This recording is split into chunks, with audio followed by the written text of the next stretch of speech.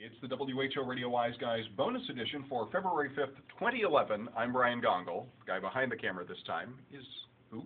Dan Adams. Oh, that's who you are. All right. We're here to talk about some of the things we didn't get a chance to talk about on the full WHO Radio Wise Guys this afternoon. So we'll go through a couple of those things here in this bonus edition of the show. First of all, we talked a lot about 3 ways to speed up a slow computer. You'll find a list of these things at whoradio.com so that you'll be able to find out for yourself what you need to do from a low-cost, low-effort kind of angle to speed up a computer that's running a little bit slowly. We find that that's a thing that people complain about a whole lot, so we thought it was time to talk about that here on WHO. Any particular suggestions that you thought we missed on this edition, Dan? Well, we talked a lot about, having your hardware in good working order and your software in good working order, and those are the 2 main keys. I think it's important, aside from blowing the dust out and keeping good antivirus software up to date running on your system, to make sure you defrag your system and follow the 80-20 rule where you keep at least 20% of your available hard drive space free at any given time. For those programs that need to use the hard drive in order to do some of their processing work. And we cannot emphasize enough how important it is to keep good current backups of your system. Absolutely correct. Now, will IPv6 save the Internet? It's a question that we came up with today because, well, frankly, it's a question of whether the Internet is running out of addresses. If you consult Wikipedia, you will find that they discuss this in full if you want more explanation of it. The bottom line to this is the way that we used to assign addresses to the websites of the Internet and the programs and the things that are on the Internet. I don't know why I'm rotating here, but except by Dan's instructions. I just wanted you to slide over a little bit so I could get the logo in the back. The logo behind me.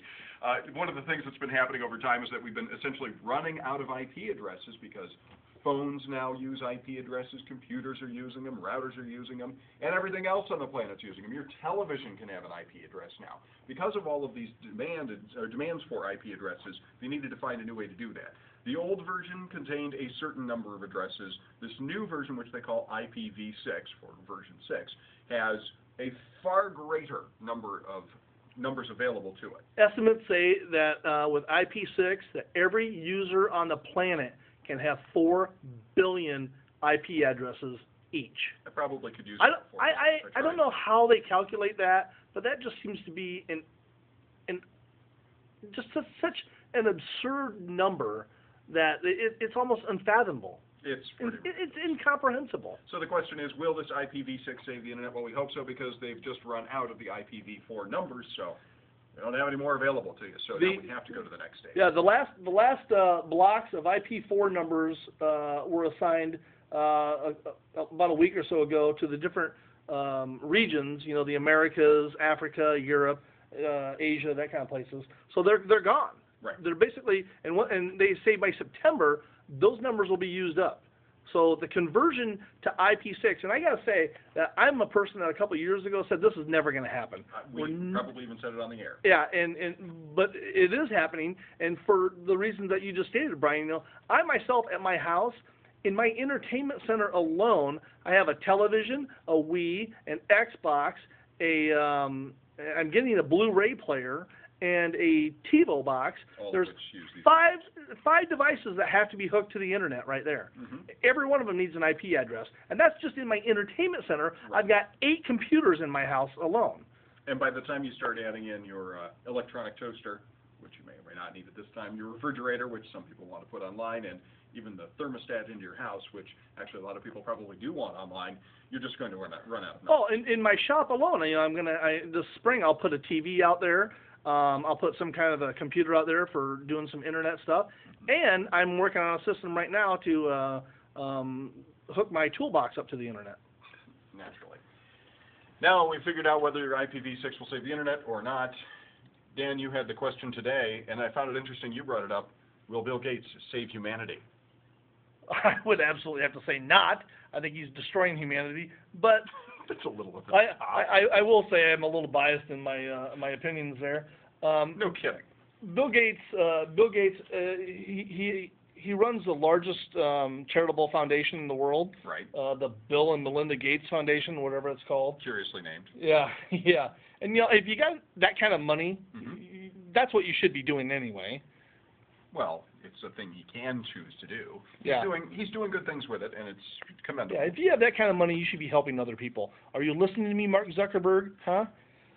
Zuckerberg has committed to putting, I think, doing the 50% pledge, that he'll give half of his wealth to charity. The question is, will he have any wealth 10 years from now when Facebook is burning out? Yeah. MySpace.com, remember that site? Yeah, and a lot of others. So Bill Gates is, he wrote every year, all the guy does is write a letter. Right. He writes a letter talking about, what needs to happen and stuff, and he did this, and he says we need to cut costs to treat the sick by preventing their illnesses, to increasing the child's earning potential and future contribution to society through education. So you actually read the letter?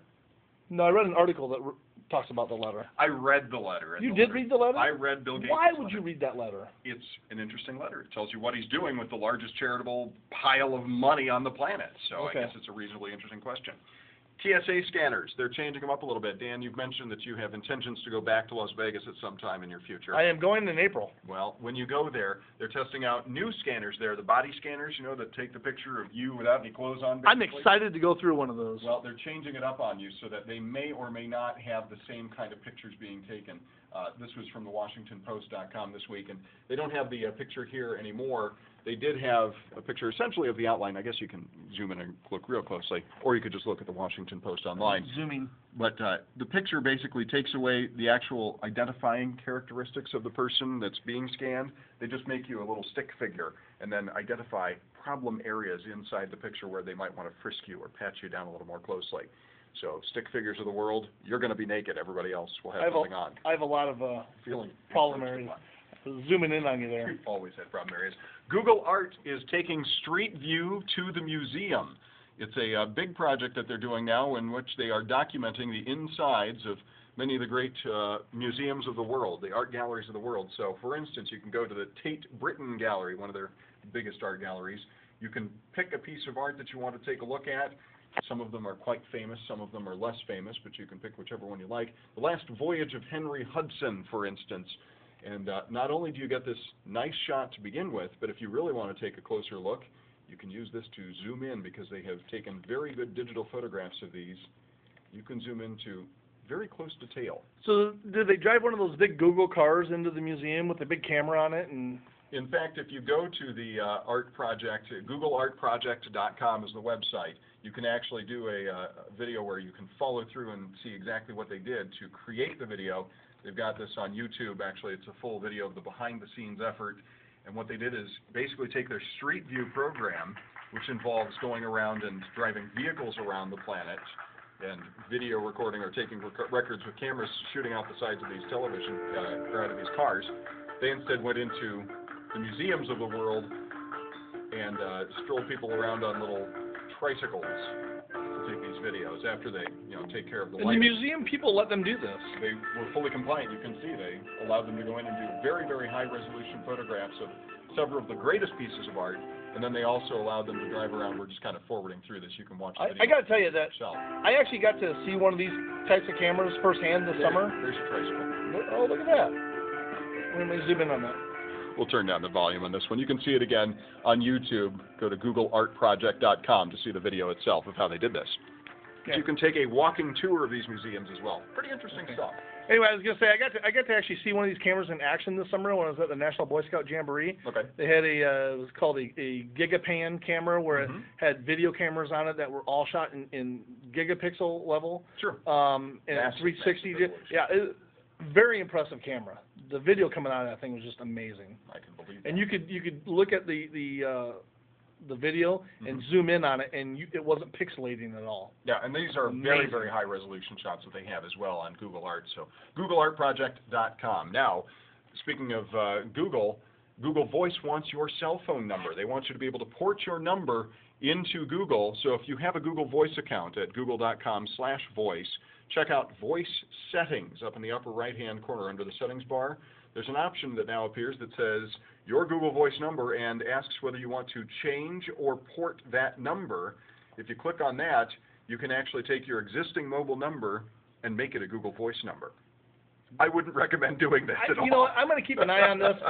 Watch it, don't do it. Yeah, this is something that could be kind of cool, but I'm not porting my Verizon number anywhere anytime soon. No, that's the thing. If you were to do that, you would end up canceling your cell phone subscription. You'd have to get a new account, then a new cell phone number, and then forward your Google Voice number to your cell phone number. Yeah. If you're a real hardcore enthusiast, you can go for it, but I wouldn't recommend this for most people. In fact, most people I would say run in the opposite direction. All right, now, beyond that, a video I would like to recommend that you check out over on the internet. We'll post a link to it at whoradio.com on the Wise Guys page about why we need better medical reports. It's a TED Talk. If you haven't watched any of the TED Talks, fascinating stuff. They are good stuff, yeah. Great way to blow 5, 10, or 20 minutes at a time. Watching people give presentations on really important subjects. This guy, Thomas Getz, talks about why we need better medical reports. You know, you go to the doctor's office, they hand you a sheet of paper if you request it from a blood test or something like that. Yeah. Usually just has a bunch of data on there. It doesn't mean anything to you.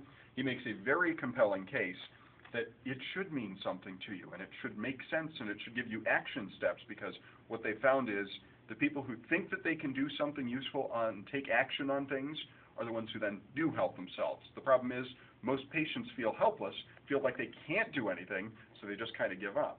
Well, we should do something about that and make patients more accountable for their own health, especially if we're moving into a new era of healthcare reform. That's why we need better medical reports. And that concludes what I have for this WHO Radio Wise Guys wrap-up. You, Dan, anything else? No, that's good. I think we've done it. Thanks for tuning in. We're the WHO Radio Wise Guys. We're on the air Saturdays at 1 o'clock on News Radio 1040 WHO, 1040 on the AM radio dial if you're in central Iowa, really anywhere in the state of Iowa. You can stream us online at whoradio.com. That's where you find our podcast as well. He's Dan Adams. I'm Brian Gongol. Thank you very much. We'll see you next time.